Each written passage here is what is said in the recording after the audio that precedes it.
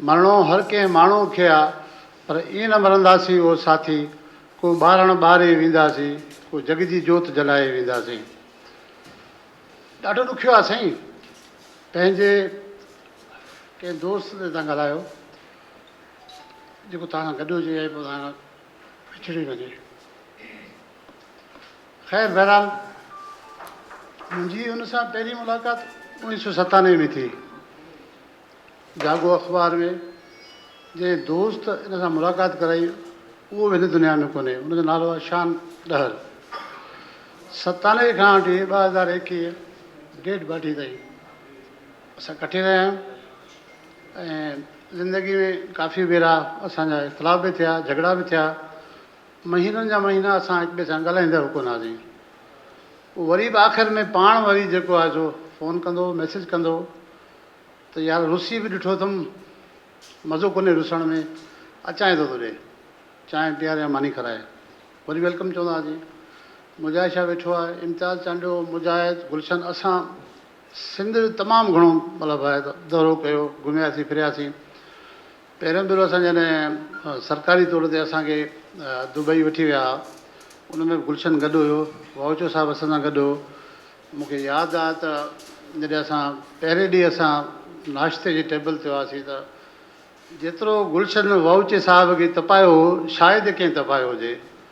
अच्छा, गुलशन जी जेका वॾे वॾी ख़ूबी चइजे, छा चइजे त हू जंहिं नमूने सां टक ॾींदो हो न, पोइ चङे भले माण्हू जो अंदरि थिजी पवंदो हो। भली चर्चो या मज़ाक कोई ॿियो करे, पर जंहिं नमूने सां उहो खिलंदो हुयो, हुनजी खिल अहिड़ी हूंदी जो अॻियो माण्हू जेको ॾाढो परेशान थींदो हो।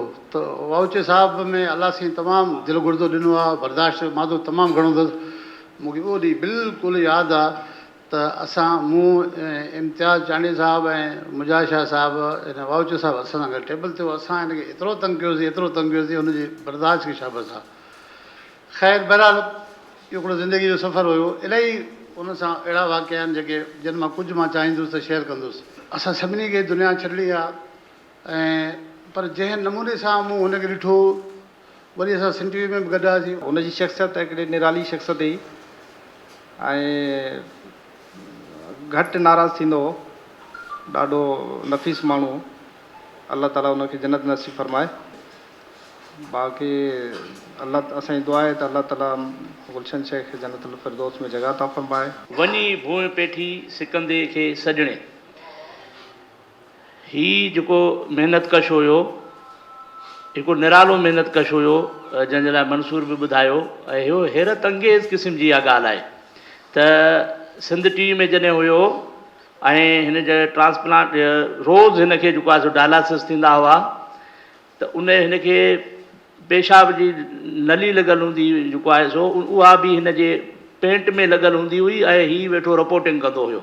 हिकु मां चयोमांसि, चयो यार तूं हॉस्पिटल हुज न, तुंहिंजो छा वञे? चई यार हीअ मूंखे कढी छॾींदा। यानी असांजा जेके इदारा आहिनि जिते असीं कमु करियूं था, जेकॾहिं बीमार आहियूं, तकलीफ़ में आहियूं, अहंज में आहियूं, ॾुख में आहियूं, त हू असां सां ॾुख भाई थियण लाइ तयारु न आहिनि। असांजो रोज़गार महफ़ूज़ करण लाइ तयारु न आहिनि। त बाबा ठीकु आहे, जेसीं ताईं तूं मुकमिल सिहतयाब थी तेसीं ताईं तुंहिंजी पघार बि हलंदी, तुंहिंजो असां इलाज बि कराईंदासूं ऐं तूं असां लाइ काराइतो माण्हू आहीं, असांजो मेंबर आहीं ऐं हिन इदारे जो जी ताक़त आहीं, बल आहीं। पर न, ॼण चओ त असीं सिंधी इदारनि में बांडेड लेबर आहियूं। जेॾी महिल सेठ खे ज़रूरत पए त हू असांखे आरती रखे ऐं जेॾी महिल चवे त पटियाले खे चई छॾे त अॼु खां वठी अवां असांजा मुलाज़िम न आहियो। हीअ बांडेड लेबर पिया कयूं पाण, बग़ैर कॉन्ट्रेक्ट जे। कंहिं बि सिंधी सहाफ़ी खे कंहिं बि इदारे में हू कोन्हे, इहो मुस्तक़िल या आरज़ी लेटर कोन्हे त भई असांजो मुलाज़िम आहे, सुभाणे फिरी वञनि त फिरी वञनि। इहा सूरत हाल ख़राबु आहे। इन ते केयूजेस खे ॻाल्हाइणु घुरिजे ऐं समूरनि इदारनि में ॻाल्हाइणु घुरिजे। ऐं गुलशन सां जंहिं नमूने सां गुलशन जे आख़िरी इदारे में हुयो, बीमारी में उन्हनि जो साथ उन इदारे छॾियो, छा इहो इदारो जॾहिं तकलीफ़ में हुजे हा त गुलशन उन जो साथ छॾे हा? न, गुलशन उन लाइ विड़े हा, उन लाइ जुस्तजू करे हा, उन बुहरान मां उनखे कढण ऐं मदद फ़राहम करे हा, जेका हुनखे आख़िरी ॾींहंनि में हुननि फ़राहम न कई। इन जी शदीद लफ़्ज़नि में असांखे मुज़म्मत करणु घुरिजे। ऐं भरपूर एहतिजाज करणु घुरिजे। आउं त कराची प्रेस क्लब खे बि चवां थो, गुज़ारिश थो कयां, सेक्रेटरी जनरल वेठो आहे त उन्हनि खे ख़त लिखे त तव्हां असांजो ही माण्हू बीमारी जी हालत में नौकिरी मां कीअं कढियो ऐं हिन जा वेजिस तव्हां कीअं जेको आहे सो बंदि कया ऐं हुनखे ज़हनी तौर ते तव्हां एतिरो मफ़लूज कमज़ोर कीअं कयो जो मौत जे मुंहं में हलियो वियो। ऐं ॿियो ॾुख आहे तो सेक्रेटरी साहब वेठो आहे त मां हिकिड़ी उनजो मौक़े जो फ़ाइदो थो वठां त हमें बहुत दुख है प्रेस क्लब का भी, क्योंकि हमारे प्रेस क्लब के खजानची ने उसकी अद्वियात के लिए अपील उसने की थी और उसने वो ग्रुप में रखी थी और दूसरे साथियों ने भी उसको इंडोर्स किया था, लेकिन हमारे प्रेस क्लब ने भी उसकी मदद न की। मेंबर होने के बावजूद उसको टेस्टों की ज़रूरत थी, उसमें हम उसकी मदद न कर सके, इस पर हमें दुख है। आइंदा किसी साथी के साथ इस तरह नहीं होना चाहिए। इंसान है, हमसे गफलतें होती हैं, लेकिन इस बात को नोट करो कि दूसरा भी अगर कोई सहाफ़ी इस तरह आए तो मेहरबानी करके उसकी मदद करें, क्योंकि उनके इदारे उनके मदद नहीं कर पा रहे। जिस तरह दूसरे साथियों ने कहा है कि केयूजे वालों ने भी को तो फंड है, गवर्नमेंट ऑफ सिंध का केयूजे को फंड है। भाई मैं सहाफ़ी हूँ, केयूजे का मेंबर नहीं हूँ यार, सहाफ़ी तो हूँ, मेरी वजह से आपको फंड मिला है तो मेरी थोड़ी सी तो मदद करो, पूछने तो आओ, थोड़ा सा दुख में मेरे साथ खड़े तो हो जाओ। वो भी नहीं हुआ। और भी बहुत सी एसोसिएशंस हैं जिनको बाहर सिंध सहाफ़ियों के नाम पर 1-1 करोड़ मिला है, वो भी नहीं आए। और सिंध गवर्नमेंट ने तो हद कर दी है कि उसके लिए कुछ भी आखिरी दिनों में नहीं किया है। जो मंसूर ने खुद बताया कि वो हेल्थ डिपार्टमेंट में खुद गए और वहीं से लेटर निकलवा के एडमिट करवाया। तमाम वज़रा को उसने मैसेजेस किए, किसी वज़रा ने उसका रिप्लाई नहीं दिया। तो हम समझते हैं कि ये कमज़ोर पोजीशन जो है हमारी, तो उसमें तमाम सहाफ़ी दोस्तों को हम गुजारिश करते हैं जो उनके साथ हैं। जैसे अभी हमारा एक साथी है, उसकी बाईपास हुई है, वो एक उम्मत अखबार में काम करता है, उसको 1 साल से तनख्वाह नहीं मिली है, उसके घर में फाका कशी है। भुट्टो साहब, इसका नवाज भुट्टो, तो वो सीनियर सहाफ़ी है, सालों से काम कर रहा है। इस वक्त उसकी बाईपास हुई है और इदारे ने 1 साल से तनख्वाह नहीं दी है। तो आप बताओ कि उसके बच्चों का क्या हाल है, किस तरह गुजर सफ़र है, अद्वियात हैं, बाकी चीज़ें हैं, वो कहाँ से होंगी। तो ऐसे और भी हमारे बहुत से सहाफ़ी दोस्त हॉस्पिटल्स में इंतकाल कर गए हैं। तो हम सबके लिए कहते हैं कि भाई हम सब सहाफ़ी हैं, एक दोस्त हैं, एक बिरादरी है। हम सहाफ़ी बिरादरी है तो फिर हमें अपने एक दूसरे के साथ ब्रादर की हैसियत से, भाई की हैसियत से एक दूसरे के साथ मिलकर काम करना चाहिए, क्योंकि हम सहाफ़ी रंग, नस्ल, ज़ुबान से बालातर होकर काम करते हैं। हम मजलूमों के लिए, महकूमों के लिए, मजबूरों के लिए, जिनका कोई नहीं होता खुदा के सिवा, हम उनके साथी हैं। तो यार जब हम अकेले हो जाते हैं, तन्हा हो जाते हैं, मजबूर हो जाते हैं, तो तब और कोई ना तो आप लोग ही तो हमारी मदद करें। आप ही लोग हमारे पास लौट के आए, हमसे हाथ मिलाएं, हमें अपना भाई समझे, इन दुखों का कोई मदावा बने। कि सेक्रेटरी साहब आप स्पेशली जितने भी कराची प्रेस क्लब के मेंबरान हैं, उनके लिए कोई ऐसा बंदोबस्त करवाएं हेल्थ के हवाले से कि वो दोस्त बगैर अद्वियात के, गुर्बत के बारे अपने बच्चों को छोड़ के न जाएं और उनके बच्चे जो है ना भूख और अफलास का, तंगी का शिकार हो जाएं। तो फिर हम समझेंगे कि हम इतने बाशऊर जो दूसरों का आवाज़ है वो अपने लिए आवाज़ ही नहीं बन पाते। गुलशन बहुत जुरतमंद और इंसान थे। पिछले दिनों मुझे बीमारी से निकले, 4 दिन के लिए डॉक्टर ने कहा कि आप रेस्ट करें। मुझे फ़ोन किया कि चलो मैं तुम्हें अपनी ज़मीन दिखाता हूँ, तुम रोज़ाने हमें बताते हो ये कारोबार करो, ये कारोबार करो, ये साइड कारोबार। मुझे ज़मीन पर ले चला, उसने ज़मीन दिखाई और मुझे कहा कि यार इस ज़मीन के साथ जो है ना 4-5 एकड़ गैराबाद है, इसको चलो तुम किस्मत आजमाई करो, इसको तुम कल्टीवेट करो। मैंने कहा तुम मुकम्मल ठीक हो जाओ तो फिर मिल के इसको और बढ़ाएंगे।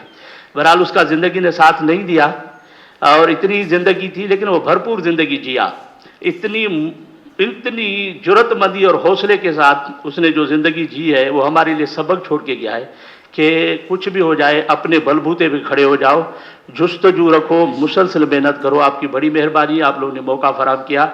और मैं गुलशन के बेटा भी बैठा हुआ है तो हम उसके साथ उसके दुख में बराबर के शरीक हैं और हम समझते हैं अल्लाह ताला उसको सब्र जमील अता फरमाए। और हम इसकी जितनी हमारी मदद होगी, जब भी मदद होगी, हम इसको फराहम करते रहेंगे, क्योंकि ये हमारे दोस्त का बेटा है, ये हमारा बेटा है। कुछ इदारा अहिड़ा आहिनि जेके पंहिंजे वर्करनि सां निभाइनि बि था।